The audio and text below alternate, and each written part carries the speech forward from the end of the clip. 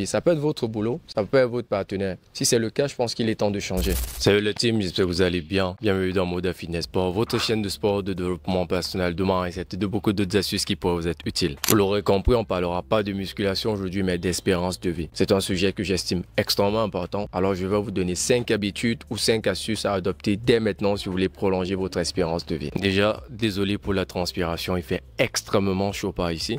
J'aimerais vous présenter un petit tableau qui fait un récapitulatif d'espérance de vie selon les sexes et selon les continents également.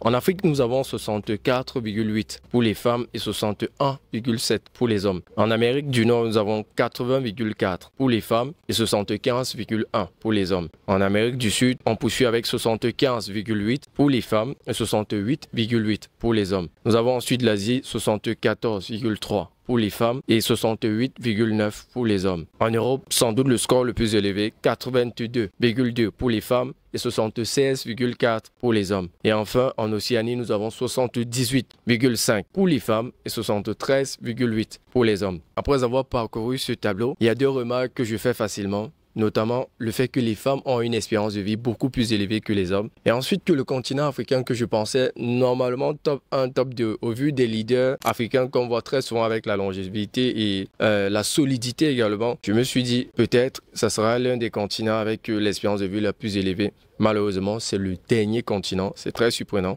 Je ne sais pas pourquoi. Je ne sais pas si vous avez les éléments de réponse. N'hésitez pas à laisser un commentaire et vous pourrez ainsi nous éclairer sur ce sujet-là.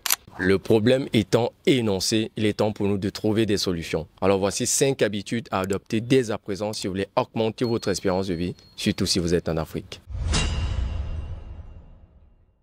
Vous devez adopter une alimentation équilibrée. Consommez des aliments sains tels que les fruits et légumes, les protéines, maigres, les graisses saines et les céréales complètes. Vous devez éviter au maximum les aliments transformés, les boissons trop sucrées et surtout un excès de sel ou de sucre dans votre alimentation. Adopter une alimentation saine permettra à votre organisme de fonctionner normalement et lui donnera les armes nécessaires pour pouvoir lutter et prévenir les maladies chroniques. Je n'ai pas de statistiques à vous fournir par rapport à ce que je vais dire maintenant, mais il est évident que le taux de cancer a largement augmenté avec la mondialisation. Alors vous comprenez l'importance d'adopter une alimentation saine, surtout à notre époque.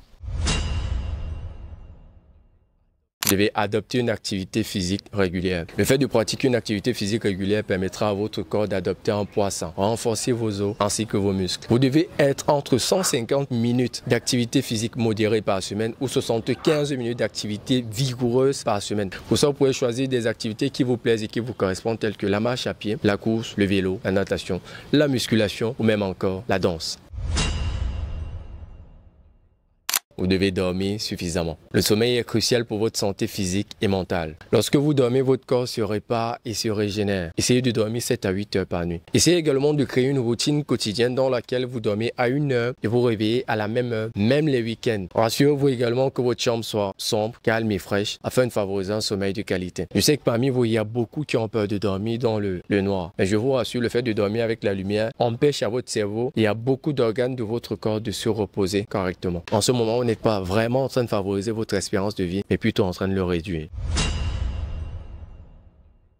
Le stress aura un impact négatif sur votre santé physique et mentale. Vous devez trouver des techniques de gestion du stress qui vous conviennent. Ça peut être de l'activité physique régulière, comme je le disais en début de vidéo. Ça peut être du yoga, ça peut être de la méditation, ça peut être de la respiration profonde ou tout simplement des loisirs. Prenez le temps de pratiquer des choses qui vous plaisent. Prenez le temps de vous détendre. Il n'y a pas que de l'argent dans la vie. Si vous avez du mal à gérer votre stress, n'hésitez pas à parler à votre médecin ou alors à un professionnel de la santé mentale. Rassurez-vous également de trouver quelle est la source de stress dans votre vie. Ça peut être votre boulot, ça peut être votre partenaire. Si c'est le cas, je pense qu'il est temps de changer.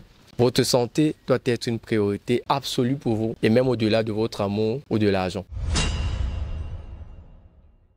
Vous devez réaliser des examens de santé de façon régulière. Je vais vous raconter une petite histoire qui me concerne directement. Je me suis rendu dans un établissement de santé pour réaliser des examens. Effectivement, je m'étais rendu compte que mes urines étaient devenues très foncées. Alors, cela m'a inquiété. Et lorsque je me rends dans l'établissement de santé et qu'on réalise des examens, le médecin me fait comprendre que tu as un tout petit problème qui pourrait devenir un très gros problème avec le temps. Je lui demande quel est ce problème et comment est-ce que je peux le régler. Quels sont les médicaments que je devrais acheter pour qu'ils n'en deviennent pas un grand avec le temps. Il me dit, je n'ai aucun médicament à acheter, plus aucun centime à dépenser. Perplexe, Je me pose la question, comment est-ce que c'est possible? Il me dit le problème que j'ai, c'est que je ne bois pas assez d'eau. C'est pour ça que mes urines sont foncées. Mais il me dit également qu'avec le temps, cela pourrait me créer des caillots dans les urines, ce qui pourrait m'apporter une insuffisance rénale. Et qu'il était temps que je fasse attention et que je me rassure de toujours boire assez d'eau par jour. Je vous raconte cette petite histoire pour vous faire comprendre l'importance de réaliser des examens réguliers et à temps. J'aurais pris le temps d'attendre qu'un problème véritable se pose à moi, qui se serait peut-être fait trop tard pour pouvoir me soigner. Je l'ai fait à temps, j'ai pu m'aider moi-même, j'ai pu me soigner. Aujourd'hui, je suis en bonne santé. Alors, je vous recommande de faire de même. Lorsque vous avez détecté une anomalie, qu'elle soit légère ou alors importante, rendez-vous immédiatement dans un établissement de santé. N'hésitez pas également à faire une contre-expertise de vos résultats. Si vous avez un résultat particulier dans un centre de santé, allez voir dans un autre également pour avoir un autre résultat afin d'être rassuré par rapport à ce que vous avez.